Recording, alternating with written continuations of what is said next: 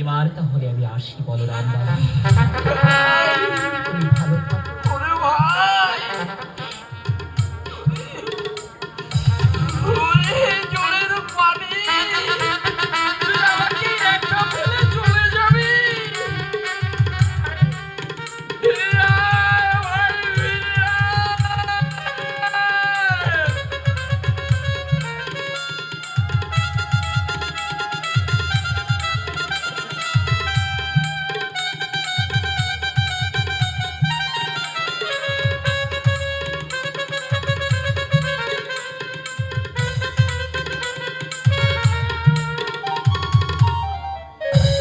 কানুরে!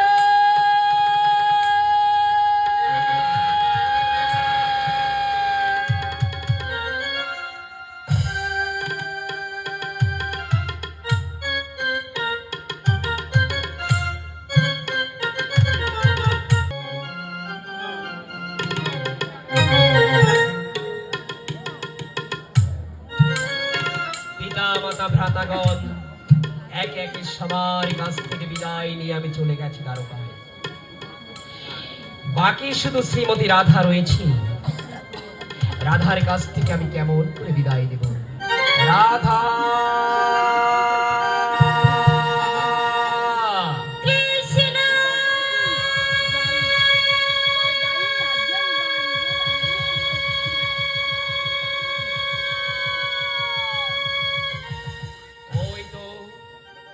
ওই তো শ্রীমতী রাধা আমাকে কৃষ্ণ কৃষ্ণ বলে ডাকছে। শ্রীমতী!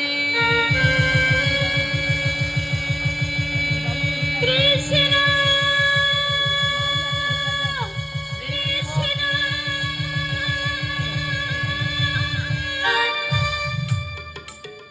এই রাধা, তুমি এমন করে ছুটে এলে কেন? কেন এসেছি সে কথা আমি মুখে বলতে পারছি না কৃষ্ণ। বলো বলো রাধা, তুমি কেন এমন বেগুন হয়ে ছুটে এসেছো? আমি সকলের মুখে কি শুনলাম কৃষ্ণ? কি শুনেছো তুমি প্রিয়তমা?